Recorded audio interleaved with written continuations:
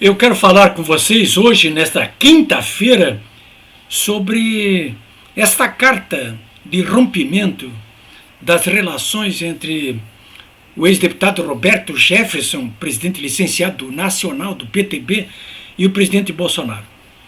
O Roberto Jefferson está preso no Rio, vocês sabem disso, né? Na penitenciária Bangu 8. Nesse momento ele está internado, inclusive na unidade de pronto atendimento dessa penitenciária aí, porque está doente, segundo seus advogados, gravemente doente. Ele tem produzido cartas manuscritas, inclusive, várias, quase que todos os dias, fortes, atacando sobretudo o ministro Alexandre de Moraes, que é o seu verdugo, o seu carcereiro. O Roberto Jefferson é um dos presos políticos existentes no Brasil, tudo por obra e graça do ministro Alexandre de Moraes do Supremo Tribunal Federal. Eu quero falar um pouquinho sobre essa carta, mas também um pouquinho sobre o Roberto Jefferson. Esse livro aqui é uma autobiografia dele, Nervos de Aço. Ele está se referindo aqui a esse Nervos de Aço aqui, o título, a uma música do compositor gaúcho Lupicínio Rodrigues, né? Nervos de Aço. É um depoimento que ele fez para o Luciano Trigo aqui. Mas aqui conta a história dele toda, né? Principalmente depois que se aliou ao Collor, no Congresso ele era deputado federal. Depois, então, a ênfase é o papel que ele jogou no Mensalão, né? O Roberto Jefferson, eu diria para vocês assim, que é o responsável direto pelo que aconteceu no Mensalão, a cassação do mandato do Zé Dirceu, a prisão do Zé Dirceu e a prisão de todos aqueles ladrões do PT lá que foram julgados pelo Supremo Tribunal Federal. Ele foi condenado também, o Roberto Jefferson, que era aliado do governo Lula, né? Ele conta que foi ao Lula preveni-lo. Foi no chefe da quadrilha prevenir que os seus quadrilheiros estavam roubando. Ou ele não sabia de nada, ou sabia muito, né? Ora, e o chefe da quadrilha para dizer que a quadrilha dele está roubando. Imaginem só, né? Como não houve providência, segundo ele fez uma delação. Né? Ele delatou todo mundo, né? E derrubou o Zé Dirceu, que era o valete do Lula, que era chefe da Casa Civil, e botou na cadeia todo mundo, né, do PT naquela época e seus aliados ali, inclusive ele, Roberto Jefferson, ele foi preso. Ele foi preso também, né? Agora está preso de novo, né? Bom, de lá para cá o Roberto Jefferson não se candidatou mais, né, claro, mas continua influenciando muito na política, né, porque ele até 2 semanas atrás era presidente nacional do PTB, continua, está licenciado agora do PTB, né, mas continua a principal liderança do PTB. E sabe muita coisa, ele sabe até coisas que ele até nem conta, sabe muito disso. Aqui no Rio Grande do Sul, o Roberto Jefferson é bastante conhecido, né?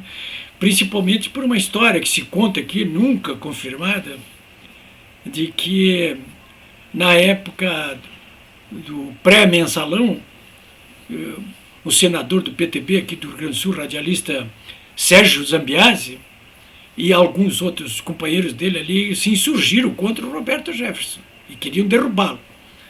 E o Roberto Jefferson teria dito para o Sérgio Zambiase, que era senador, em alto e bom som, o seguinte: olha, Zambiase, se eu sair aqui da presidência nacional do PTB, não posso mais voltar a te defender. Você que está me ouvindo aí, me vendo, entenda como quiser. De qualquer maneira, é o seguinte, eu estou falando no Roberto Jefferson hoje aqui com vocês, nesta manhã ensolarada aqui de Porto Alegre, nessa quinta-feira, dia 28 de outubro, faltam 15 minutos para as 11 horas da manhã. Estou falando aqui para vocês em função dessa carta de rompimento dele com o Bolsonaro. Eu publiquei a íntegra da carta manuscrita do Roberto Jefferson no meu blog polibiobraga.com. Tá lá, vocês podem ir lá e podem dar uma olhadinha, tá? A íntegra da carta. E tá um comentário meu também sobre esse assunto, né? Basicamente, o Roberto Jefferson, ele resolveu romper com o presidente, porque, segundo ele, o presidente cometeu alguns equívocos políticos considerados por ele gravíssimos. Mas o principal deles, sobretudo, a aliança mitigada que o Bolsonaro faz com políticos do Centrão, como, por exemplo, o Ciro Nogueira, que ele botou como ministro-chefe da Casa Civil, ou como o Valdemar da Costa Neto, que é o dono do PL, um homem reconhecidamente envolvido com o que existe de pior, aí já apoiou todos os governos, inclusive do PT também, aliás, o Ciro Nogueira também. Esse Valdemar da Costa Neto ofereceu a legenda dele, como o Ciro Nogueira ofereceu a sua, do PP, para que o Bolsonaro vá lá e se filie e seja candidato. Bom, então, ponto 1, essas alianças aí, né? Que não ocorreram agora. O Roberto Jefferson está sabendo muito bem que isso não ocorreu agora, né? Isso ocorreu pela necessidade que viu o Bolsonaro de obter algum tipo de base de sustentação dentro do Congresso Nacional capaz de permitir com que alguns dos seus projetos mais caros passem por ali e que até não seja derrubado pelo Congresso. E ele vem conseguindo êxito nisso aí. Agora, eu acho que seria muito grave esse tipo de coligação, de aliança, se ela fosse do gênero que caracterizou os governos do Fernando Henrique, do Temer, da Dilma, do Lula, ou seja, um governo de coalizão, com uma divisão, fatiamento do governo para os partidos políticos e líderes políticos corruptos, no sentido de assaltar os cofres públicos, ou seja, de promover a corrupção.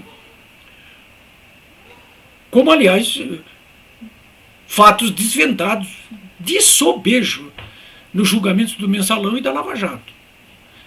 Essa corrupção sistêmica. Isso aí, quem está me ouvindo e vendo agora pode atestar claramente que isso não está ocorrendo no governo Bolsonaro, porque ele não permite, ele não rouba e não deixa roubar.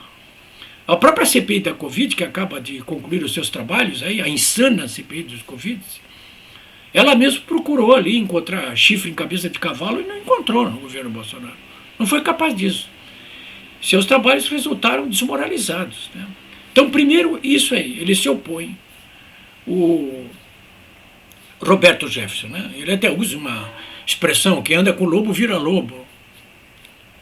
Bom, o Roberto Jefferson, ele sabe muito bem as companhias que ele teve até agora, inclusive, né? Porque ele apoiou o governo Lula, né? E andava na companhia do lobo, mas não virou lobo, né? E não foi o único caso. Então, não é bem por aí, né? É claro que é preciso manter vigilância em relação a esse tipo de aliança, mas isso o governo Bolsonaro, o próprio Bolsonaro, vem fazendo. E os militares que estão com ele vêm fazendo.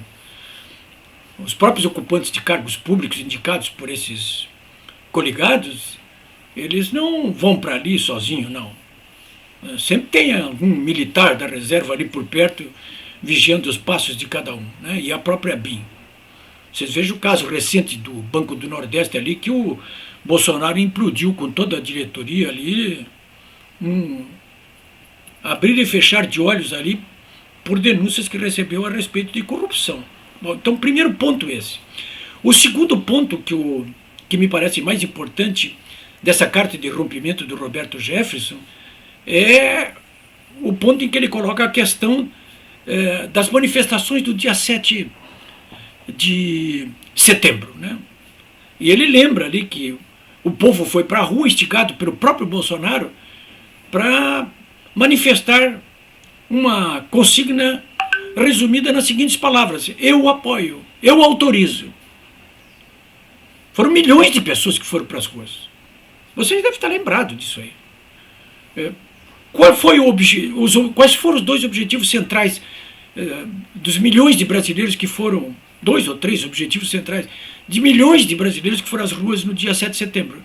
Primeiro, reafirmar os compromissos da imensa maioria da população brasileira, dessa maioria silenciosa que agora vai para as ruas, reafirmar os compromissos pelo resgate dos princípios da moralidade e da legalidade no governo, do combate à corrupção, da retomada dos valores sociais de caráter moral e ético. E também, claro, com certeza, o ajuste das contas públicas, né, para permitir a retomada equilibrada e sustentável da economia brasileira, capaz de gerar emprego e renda para todos. Em primeiro lugar foi isso aí. Em segundo lugar, claro, apoiar o governo Bolsonaro, que vem fazendo isso aí, vem tentando fazer isso aí, enfrentando enormes obstáculos, principalmente partidos de dentro do Congresso Nacional, inicialmente, e com o afastamento do Alcolumbre e do Rodrigo Maia, os obstáculos a cada dia criados pela maioria formada dentro do Supremo Tribunal Federal. E, em terceiro lugar, evidentemente, o próprio povo que foi em grande número às ruas no dia 7 de setembro, ao manifestar a palavra de ordem "eu autorizo", estava querendo dizer o seguinte: eu autorizo você a promover, através das leis ou não, a alteração da atual maioria formada dentro do Supremo Tribunal Federal, para eliminar esses obstáculos aí, para que a asepsia que ocorre num dos poderes da República, por força da chegada do Bolsonaro, que é o executivo, um dos poderes, dos 3 poderes, pudesse também se espraiar para os outros 2 poderes, a começar pelo próprio Supremo Tribunal Federal. Mas qual é a queixa do Roberto Jefferson? Que, aliás, é a queixa de muitos bolsonaristas, ou foi, pelo menos, no primeiro momento. Foi que ele não fez nada disso. Que o presidente assinou uma carta à nação, cujos termos não foram revelados até hoje, mas que se sabe claramente que o conteúdo dela tinha um caráter de um acordo com pelo menos algumas das forças localizadas dentro do Supremo Tribunal Federal, que mais colocavam em risco a estabilidade das instituições democráticas e do próprio poder do presidente da República. Bolsonaro optou por essa solução de compromisso aí. E o Roberto Jefferson aventa a evidência, segundo ele, de que o que houve por parte do presidente Bolsonaro foi que ele fraquejou. Ele não fala em traição, mas fala em que o presidente fraquejou. E, em função disso, ele rompeu com o presidente Bolsonaro, né? A verdade é o seguinte: o Roberto Jefferson está destruindo o PTB. De 2 meses para cá, ele praticamente expulsou, por exemplo, aqui no Rio Grande do Sul, todos os deputados estaduais, deputados federais, prefeitos, vereadores, vice-governador, lideranças do PTB, porque sob a alegação de que ele queria que o partido todo fechasse com o Bolsonaro, que ele queria filiar e transformá-lo em candidato a presidente da República no ano que vem. Expulsou todo mundo que era contra o Bolsonaro. E agora, ele vai expulsar todo mundo que é a favor? Ele está licenciado. Eu não tenho dúvida nenhuma que o Roberto Jefferson ele está passando por graves problemas de análise política durante esse período, principalmente, que se encontra preso ali. Ele mesmo percebeu isso aí e se afastou, se licenciando da presidente, né? Muita gente, como o Roberto Jefferson, não entendeu o que vinha acontecendo, né? O que houve, evidentemente, com essa Carta à Nação foi um acordo de governabilidade. Eu não tenho a menor dúvida disso. Quais são os 2 compromissos? Qual é o compromisso de cada um dos lados do acordo? Primeiro, da parte do Alexandre de Moraes e alguns companheiros deles, né? Nós não vamos mais colocar em risco o governo Bolsonaro, o presidente Bolsonaro, o mandato do presidente Bolsonaro.